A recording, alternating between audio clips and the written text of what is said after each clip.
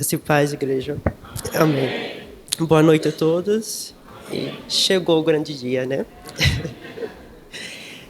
O meu nome é Edson. O tema o qual eu escolhi para a ministração desta noite foi a busca pela liberdade emocional. Para começar um pouco mais lúdico, qual tipo de comida vocês gostam? Imagine ela. Imagine o sabor, a textura, o gosto. Alguns vão preferir aquela comida caseira, outros uma comida japonesa. Mas essa comida faz vocês felizes? Saciam a vontade de vocês daquele prazer momentâneo? Agora imagine alguém roubando esse prazer, modificando os ingredientes, colocando o que gostam, não o que vocês gostam. Como se sentiriam? Chateados, eu presumo. Sabe, a liberdade emocional está muito ligada a não estar preso em um ambiente rotineiro. É você ter a capacidade de administrar suas emoções de forma saudável, não as deixando te consumir. É você permitir-se viver uma vida mais plena, com menos estresse, ansiedade, não aprovando nada que possa tirar a paz que há dentro de você. Com isso, a gente abre um leque para várias questões que envolvam a não dependência emocional. Mas o meu ponto é, o que as circunstâncias nos favorecem como aprendizado? E ao pensar na comida, é sempre bom experimentar coisas novas, sair daquele mudinho. No entanto, não unindo opiniões diversas que possam influenciar em nossas escolhas. É um pouco notório falar, para mim, falar um pouco de liberdade emocional, porque basicamente eu era muito ligado às experiências do dia a dia. Porém, quando eu tive a oportunidade de conhecer ainda mais sobre Deus, tudo mudou. Eu não posso dizer que está sendo algo instantâneo, contudo, exige um certo esforço. Sendo assim, alguns pontos que influenciam a liberdade emocional, um deles eu escolhi saber identificar suas fraquezas e forças. Uma passagem bíblica que eu gostei bastante foi a história de Davi e Golias. Essa história está lá no, em 1 Samuel, capítulo 17, versículo 12 ao 15. Fala um pouco da história de Davi, onde lá, para os olhos humanos, Davi era um rapaz pequeno, e para os olhos de Deus, Davi era uma pessoa muito grande. Então, para começar, no capítulo 12, diz lá, Davi era filho do efrateu Jessé, membro da tribo de Judá, que vivia em Belém de Judá. Ele tinha 7 irmãos, mais velhos do que ele. Jessé já era idoso no tempo em que Saul era rei. Os 3 filhos mais velhos de Jessé, Eliabe, o mais velho Abinadab, o segundo Samá, o terceiro, e já haviam se apresentado ao exército de Saul para combater os filisteus. Davi era o filho mais moço. Os 3 mais velhos seguiram Saul. Davi ia ao acampamento de Saul e voltava a Belém para ajudar o pai a cuidar das ovelhas. Nessa passagem, vemos brevemente a vida cotidiana de Davi, antes dele ser o rei de Israel, em que ele era o responsável por apacentar, cuidar das ovelhas e, quando necessário, levar mantimentos aos seus irmãos na guerra. Só que durante esses acontecimentos, surgiu aquele homem, o Golias. E durante 40 dias, ele ficou, digamos que, sendo uma pessoa arrogante, insultando o exército de Israel. Isso está lá em 1 Samuel, capítulo 17 ao 16. E um certo dia, Jessé manda Davi ir até aquele local, levar mantimentos para os seus irmãos, e Davi se surpreende com aquela pequena guerra que estava próxima a se formar. E Davi ele fica interessado, digamos assim, sobre quem é aquela pessoa que estava confrontando o exército de Deus tão ousadamente. Então, ele deixa as suas coisas com o oficial responsável por aquele local. E nessa passagem traz um certo Aliás, nos próximos capítulos, eu defini duas pessoas aqui, que são as amedrontadas e as audaciosas. Amedrontadas seriam os soldados, que lá diz no capítulo 24, diz que quando os israelitas viram Golias, fugiram apavorados. Soldados altamente treinados, viviam pelas aparências e eram considerados o exército de Israel, no âmbito natural. E para Davi, no caso...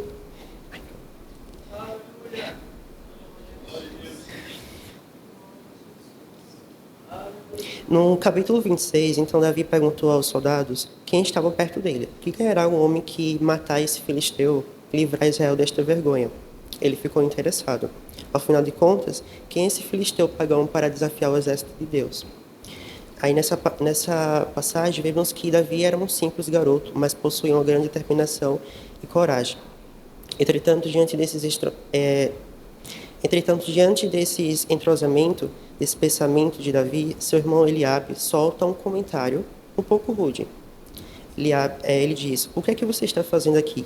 Quem é que está tomando conta das suas ovelhas do deserto? Seu convencido. Você veio aqui só para ver a batalha." Então ele ficou um pouco, digamos que, eu diria que invejado pela atitude que Davi estava tendo, não como eles, outros soldados que estavam com medo daquele homem alto. Então,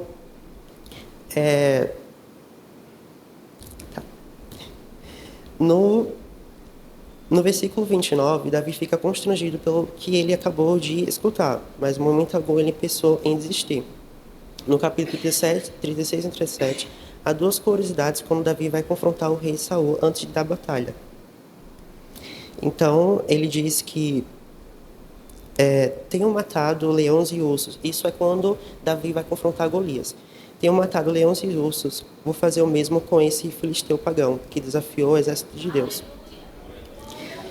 E aqui nessa passagem, vemos que Davi tinha uma real convicção sobre Deus que ele servia, mas na qual não importasse as circunstâncias que poderiam surgir pela frente, Deus, o seu guiador, o nosso Pai, sempre estará conosco.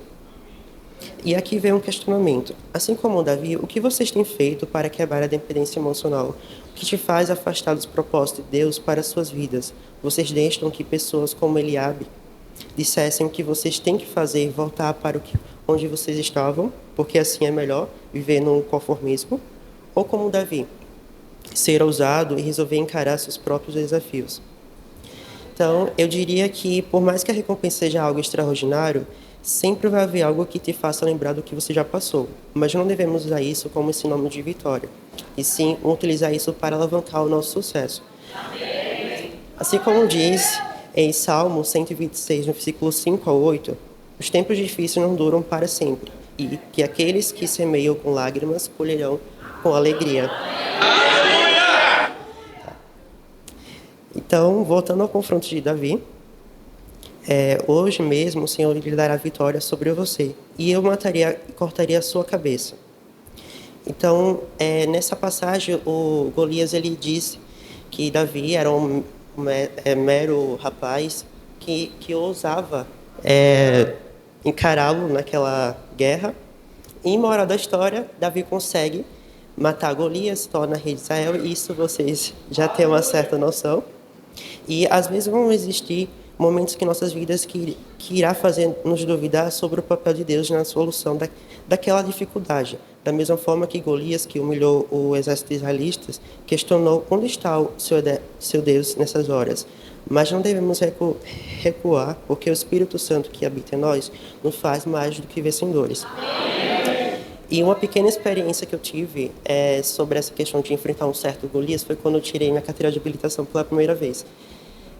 No momento, eu fiquei muito nervoso quando fui fazer a prova, porque quando eu cheguei naquele local, as pessoas estavam meio que murmurando, diziam que o instrutor era uma pessoa muito ignorante, que não ligava muito porque as pessoas iriam que você estudou. Então, chegou a minha vez de fazer lá, tirar minha habilitação. Eu liguei o carro morre na hora, eu fiquei, meu Deus, e agora o que eu vou fazer?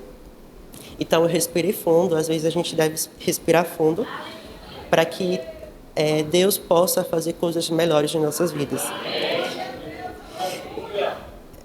Então, assim, e também, antes de eu tirar minha carteira de habilitação, eu tinha passado por questões que me fizeram questionar, será mesmo que eu vou conseguir passar nessa autoescola? Porque eu escutava muitos comentários que me fizeram pensar nisso, que me fizeram ficar preso naquele local sem ter que conhecer novos horizontes. Como eu disse, viver no mundinho. Então, uma frase que eu tinha lido uma vez que dizia que as melhores coisas da vida não podem ser vistas nem tocadas, mas ser sentidas pelo coração. Antes de eu fazer o rema, achava que era necessário sentir Deus, sua presença, para saber que Ele estava ali. Na verdade, estava enganado. O sobrenatural é mais real do que essa realidade. Às vezes, a mente humana cria momentos que nem sempre são daquele jeito. O pessimismo que te faz condicionar em uma situação de ansiedade.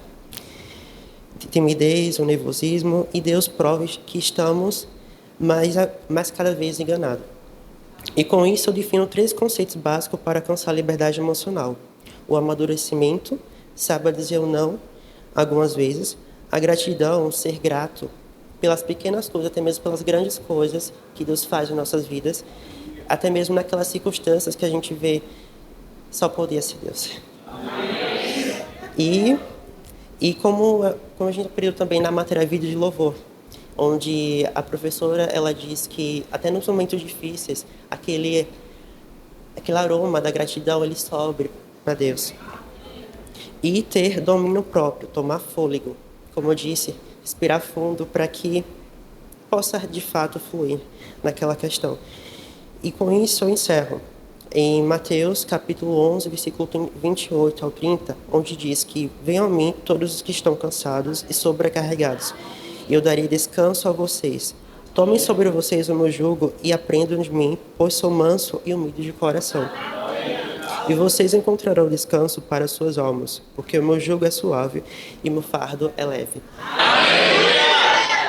Temos que acreditar em Deus para que, de fato, Ele possa cuidar das da nossa vida em si, para que a gente possa entregar os nossos problemas a Ele e que Ele possa nos guiar no que a gente realmente deve fazer aqui na nossa terra, que é